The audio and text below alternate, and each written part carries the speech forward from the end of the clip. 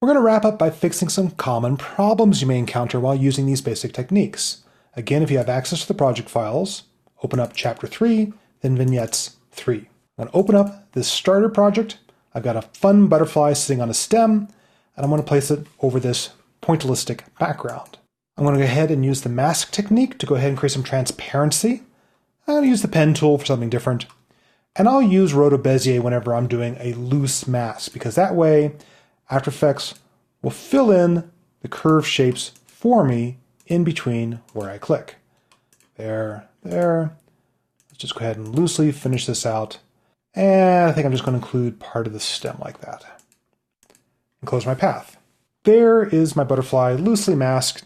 I'll press F to reveal just the feather parameter, soften up that mask shape, MM to reveal all the mask parameters, expand the mask a little bit, or contract it, whatever looks good. I think that looks pretty good. And I've got my composite.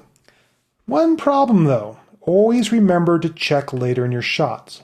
Well, it so happens this butterfly was on a stem that was getting blown around quite a bit on the wind, so it doesn't stay centered inside my mask. I can either go crazy, keyframing the position of the mask, or I can stabilize the butterfly shot. So let's take advantage of another part of After Effects. I'm going to select my shaky butterfly. I'm going to go Layer, Pre-Compose. That means make another composition earlier in line than the current one. I'm going to choose the option Leave All Attributes. I already have a mask shape that I like. I'm going to leave the mask here and go create a Stabilize Pre-Comp. And I want to open that composition because that's where I need to do some work. So here's my butterfly in all of its shaky glory. Let's stabilize it. I'm going to select my footage, select Window, Tracker. I'm going to drag the tracker up to where we can see it. And with my footage selected, I'm going to click Stabilize Motion.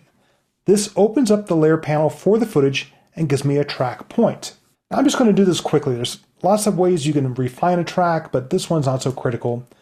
I'm going to pick something like this little pointy stem here, something sharp with high contrast as my track point.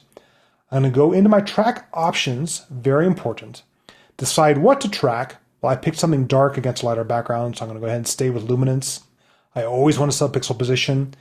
And I do want to adapt the feature, start tracking something different or a different shape if that shape is changed by more than 20%. My confidence is below 80%. Click OK, and track forward. And let's see what happens. It's following that little stem piece pretty darn well. As we get later into the shot where things get a little crazy, my track point gets left behind. So I'm going to back up to the last point where it's valid, right in through there. To continue this track, I want to leave my attach point, this little cross, at its same location. Otherwise, my track will have a jump in it. But I want to move the tracker region to a different part of this leaf. So I'm going to hold Option on Mac, Alt on Windows, and drag the boxes. Notice how that cross was left behind to find another high contrast bit, such as this little part of this leaf. Now that I've done that, I'm going to continue to analyze forward.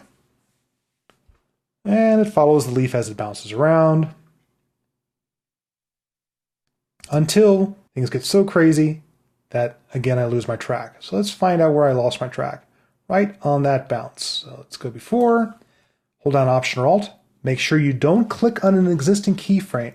Click somewhere where it's clear, like around there. And let's move this up to one other point like, the edge of this leaf, because we just need to finish this track out. And I'll track forward to the end. Now I'm done. Now that I'm happy with that, I'll click Apply. I want to be both the X and Y dimensions, both left and right and up and down. Click OK.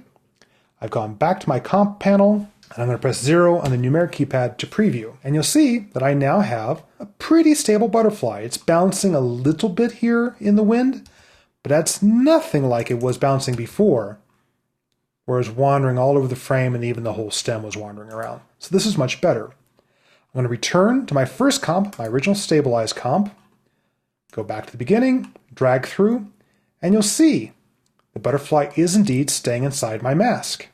But not all is well in the world. You may have noticed that the outer boundaries of this layer is moving around quite a bit as we try to stabilize this footage. Well, those boundaries are going to cause me trouble here as ghosts of where the footage is.